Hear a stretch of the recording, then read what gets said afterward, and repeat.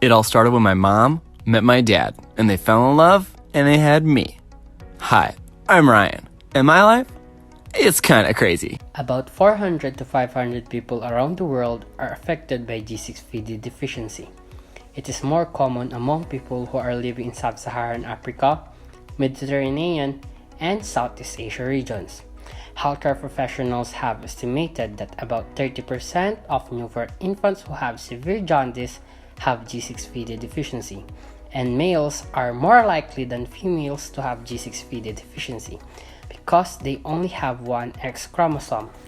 What is the life of Rich Sanbel having G6PD deficiency? There are foods and medications that she cannot eat and have any infections, or else it may trigger her and show symptoms.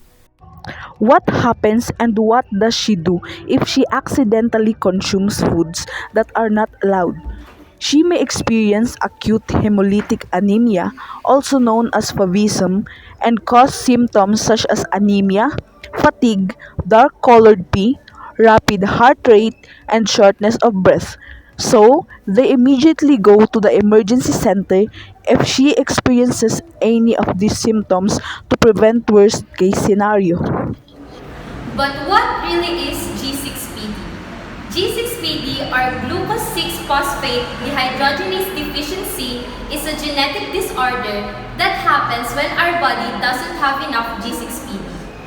G6PD is an enzyme that protects your red blood cells from harmful substance. Its deficiency happens when the gene that derives the G6PD enzyme mutates or changes so that enzyme can protect red blood cells.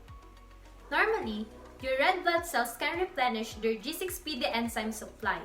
G6PD deficiency prevents that.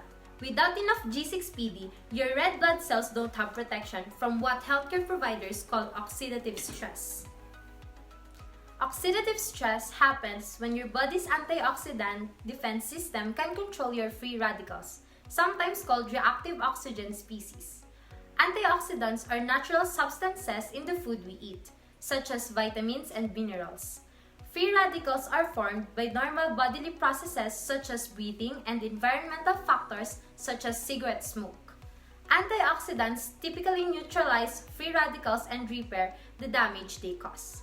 But when antioxidants can't keep up, free radicals can accumulate and eventually put stress on your red blood cells and other parts of your body. Other external factors, such as infections, certain foods and medications add to that stress. Healthcare providers call these factors triggers because they escalate red blood cell damage. Overwhelmed, your red blood cells begin to break down and die before your body can replace them, causing hemolytic anemia. How did she get this deficiency? Both of her parents are carrier of X chromosomes that are defective, so there is no escape for her from this disease. Some people who have G6PD deficiency may experience hemolytic episodes and cause symptoms such as anemia, a condition in which you lack enough healthy red blood cells to carry adequate oxygen to your body's tissues. It's the yellow color seen in the skin of many newborns. Jaundice happens when a chemical called bilirubin builds up in the baby's blood. During pregnancy, the mother's liver removes bilirubin for the baby, but after the birth, the baby's liver must remove the bilirubin.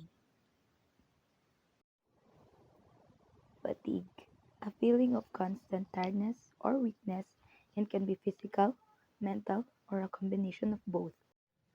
Dark-colored pee, being more pale than usual, having a rapid heart rate, shortness of breath,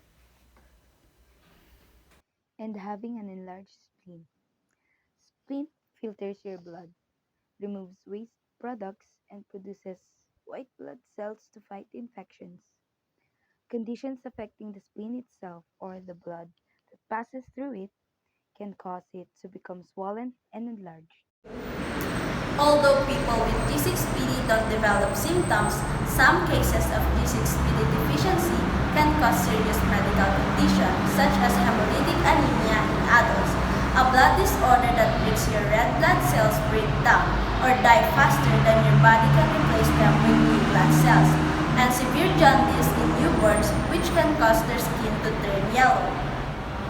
How do health professionals diagnose G6PD deficiency? Healthcare professionals usually start by taking a complete medical history. They might ask if you recently changed medications or had an infection. Also, if anyone else from your family shows signs of G6PD deficiency. Here are the tests that are used to diagnose G6PD deficiency. Complete blood count.